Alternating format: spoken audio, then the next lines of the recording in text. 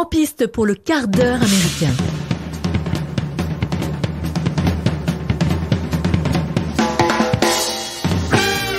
Bonjour les amis et bienvenue dans ce hors-série du quart d'heure américain consacré au film Boss Level réalisé par Joe Carnahan, sorti le 6 mars 2021, disponible en France en VOD et attention, épisode full spoil. Et on retrouve dans les rôles principaux Frank Grillo, Mel Gibson, Naomi Watts et Will Sasso. Et pour vous parler de ce film, je suis accompagné de Loris et de Mathieu. Bonjour les garçons. Bonjour. Oh, ça a été réponse collégiale. Ça a été travaillé. Oui, évidemment. Attends, On se connaît maintenant depuis le temps. Bon alors ce film, qu'est-ce qu'on en pense? Déjà le titre, Boss Level. Pourquoi?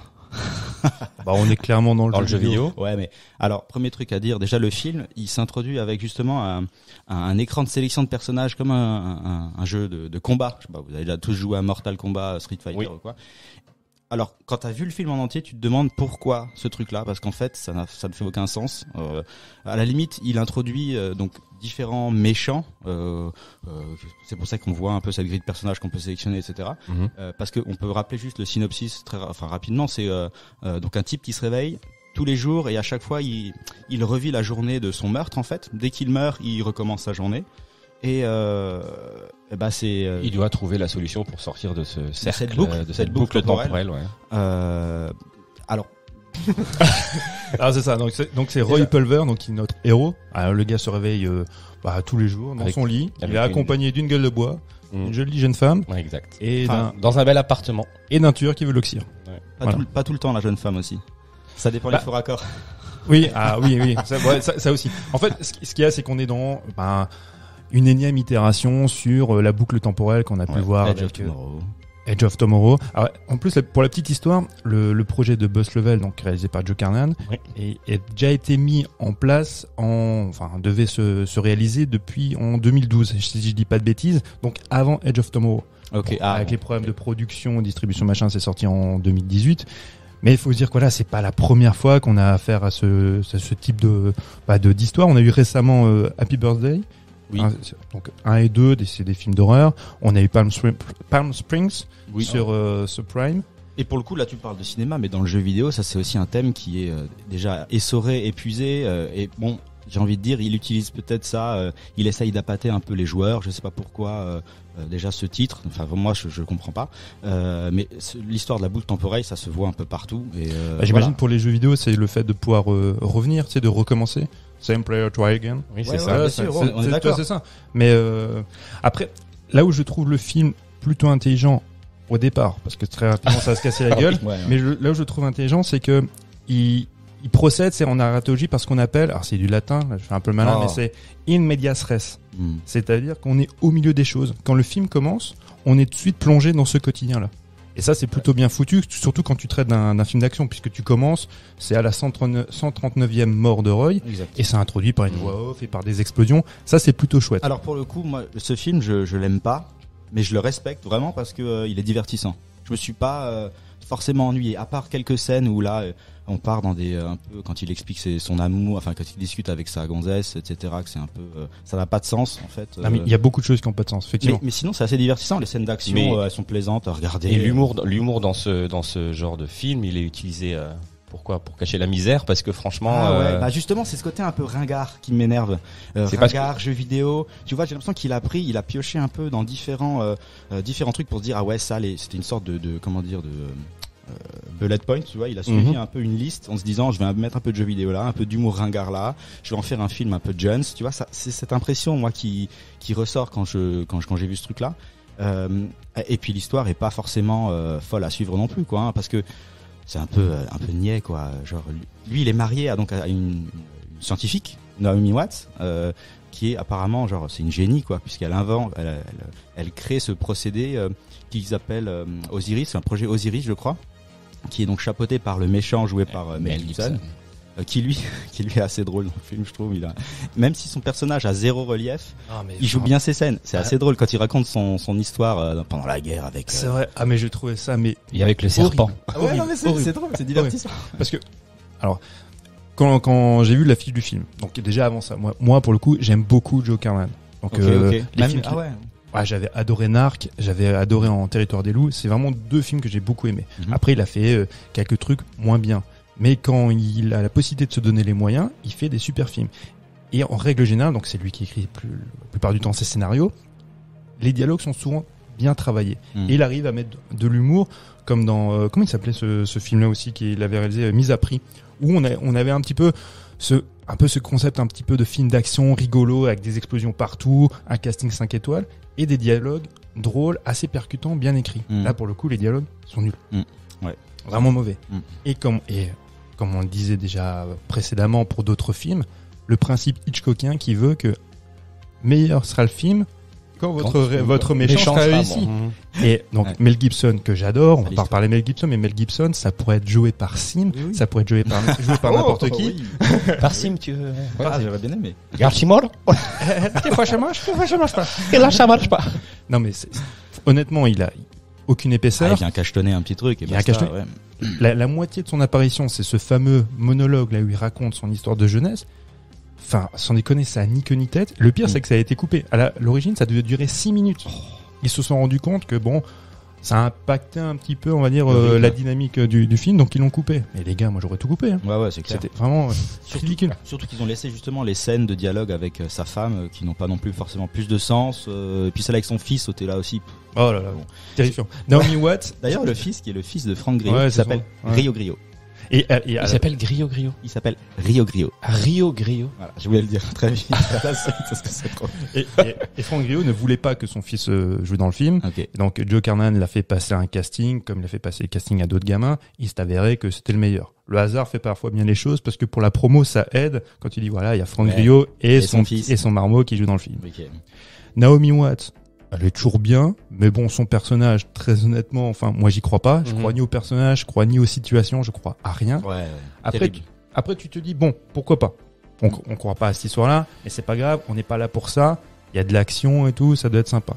Mais il y a des moments où même les effets spéciaux, ils sont cheap, pas hein. aboutis. Ouais, c'est clair. T'as des explosions de véhicules, tu te dis, mais ça a été fait sur Amstrad, qu'est-ce qui s'est passé les gars? Ouais, c'est un peu cheapos, hein. Clairement, des fois tu le vois. Mais tu te laisses quand même embarquer. Tu regardes, parce que c'est une coquille vide, mais qui reste quand même Divertissant parce qu'il y a un peu d'humour, il y a de l'action et ça bouge un peu dans tous les sens. C'est nul, mais tu t'ennuies pas. Ouais, voilà.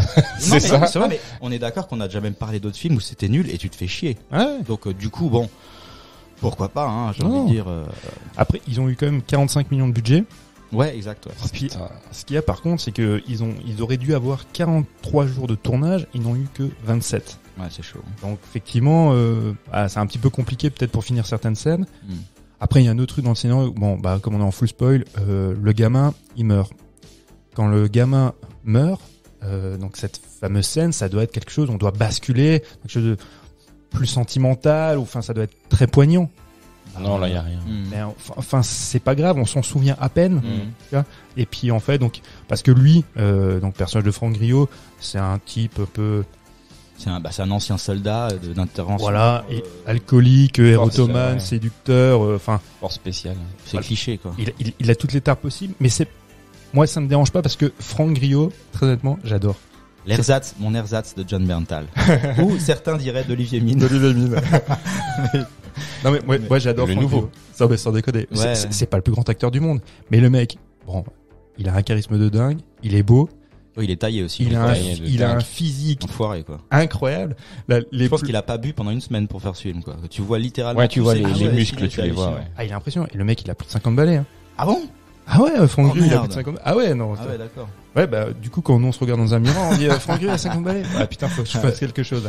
Non, il est impressionnant, quoi. Moi, c'est aussi le pourquoi ça me dérangeait pas de suivre ce film parce que Franck Grillo. Parce que tu l'aimes. Bah, Franck Grillo, quand il se fait au torse-poil, qui castagne des mecs, bah voilà, ça me fait plaisir. C'est bon. Je suis d'accord. Cool. Exactement. Après, une autre scène, on en a parlé tout à l'heure en off. Moi, ce qui me désole, c'est Michelle Yeoh. Michelle Yeoh, c'est une immense... Rappelle donc ce qu'elle fait dans le film. Ah, dans le film, elle fait une apparition. C'est un caméo. C'est scandaleux. Elle est là, elle attend en fait dans un bar. Donc bon, on va pas refaire le film. Et donc lui, à chaque fois, à chaque journée, il se retrouve dans un bistrot où il y a cette jeune femme, bon, plus si jeune, je suis un goujat, mais elle est toujours incroyable et qui est dans un bar. Bref, à un moment donné, il va l'aborder parce qu'elle va l'entraîner pour se battre au sabre ou à l'épée. Parce qu'on lui a dit que c'était une ancienne championne. Voilà. Donc quand tu connais Michelle Yeoh et que tu le vois dans le fond du cas, tu dis à un moment donné, il va bien falloir qu'ils en fassent quelque chose. Ils en font quelque chose, mais c'est vraiment très très court. Elle va l'initier à l'épée pendant 2 minutes, et tu dis putain, on a Michelle Yeoh dans un film d'action et on l'emploie 2 minutes pour l'entraîner à l'épée. Ouais, ça va, c'est très vite quoi. C'est un peu du gâchis quoi. Bah ouais, on a Mel Gibson. Alors Mel Gibson, ok, il est un peu dans le creux de la vague, il a maintenant une carrière à la Bruce Willis ou à Nicolas Cage, mais on a quand même Mel Gibson quoi. C'est quand même dommage. Ouais, mais il faut que je boive un coup. Il y a Mike qui me dit bois un coup parce que là c'est dégueulasse. Après, parce que donc le principe c'est ça en fait, c'est qu'il s'entraîne à l'épée pour battre un des certains ennemis, donc un des certains boss qui vient essayer de le tuer, qui est aussi une asiatique qui se bat à l'épée. Du coup il se dit il y a une autre asiatique qui est là dans le bar, je vais peut-être lui demander de m'entraîner à l'épée pendant. Et du coup c'est ça aussi qui fait très très gâchis, très rapide, c'est que l'entraînement ça se fait très vite. Le mec tu vois qu'il se bat à peu près, ça marche pas vraiment bien, tu vois, mais bon. Ils ont quand même essayé quoi. Ils expliquent ça comme ça. Après, il y a une réplique qui est toujours rigolote que fait la jeune asiatique là, contre qui il se bat à l'épée. Ah oui, elle dit son nom à chaque fois. Elle dit son nom et puis c'est elle qui a fait. C'est l'œuvre je sais pas qui. C'est l'œuvre de machin. Exactement. Je sais à chaque fois qu'il lui coupe la tête. Mais ça c'était vraiment cool. Ouais. Je sais plus comment elle s'appelle. Bon. C'est un peu très jeu vidéo aussi, tu vois. C'est de temps en temps t'as un peu des ressorties. Wan Yin. Oui, voilà, exactement, c'est ça. Et j'ai trouvé très sympa les façons de mourir à chaque fois. Ouais, les accidents, le coupage de tête, les fusillades. Il se tire même lui-même ses balles dans la tête. C'est ça, ouais. Quand il je vais recommencer ce coup-là. C'est ça. Je me jette par la fenêtre, je rate le camion. C'est vrai que c'est des choses qu'on a vues dans beaucoup de films qui traitent du sujet de la boucle temporelle. Après, c'est vrai que c'est toujours assez plaisant quand c'est bien foutu. Inévitablement, on pense toujours au film matriciel qui est Un jour sans fin.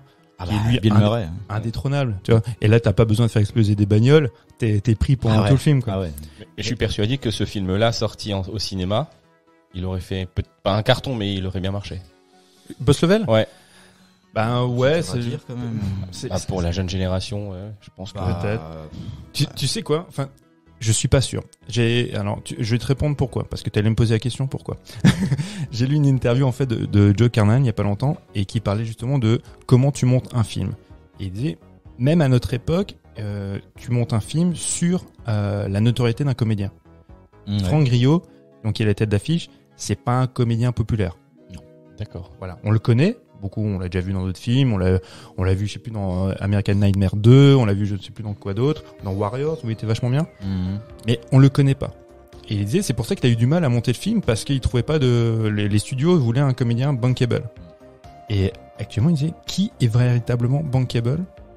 En action. Pour tout claquer aussi en termes de box-office, tu veux dire? Ouais. Genre un acteur qui explose tout en termes d'action? Quand c'est pas une franchise. Quand c'est pas une franchise, tu mettrais qui là? Putain, c'est vrai que c'est dur à dire. Il disait le seul comédien qui est véritablement bankable et que tu ne trouves pas dans une franchise, c'est Leonardo DiCaprio. Non, mais tu mets The Rock. Ouais, mais The Rock, il est aussi associé à des franchises. C'est vrai que c'est un des comédiens qui a le plus de succès. Surtout en termes d'action, tu dis que tu fous The Rock à l'affiche, truc, ça va vendre. Ça, éventuellement, moi je pense que t'as raison pour être The Rock. Mais c'est vrai qu'à part The Rock, c'est vrai que c'est difficile. C'est pas les années 90 où là t'avais le choix. Dans les années 80 et 90. T'allais voir non pas je sais pas un film d'un tel réalisateur ou tel film, t'allais voir un Schwarzenegger, t'allais voir un Stallone, t'allais voir un Van Damme. Tom Cruise? Tom Cruise, c'est comme on a parlé la dernière fois. C'est vrai que mis à part Mission Impossible, c'est compliqué. C'est vrai. Peut-être début 2000, tu t'appelais Tom Cruise. Ouais. Et c'est pour ça Franck Grillo, je sais pas s'il fait venir du monde en salle. Non, t'as raison.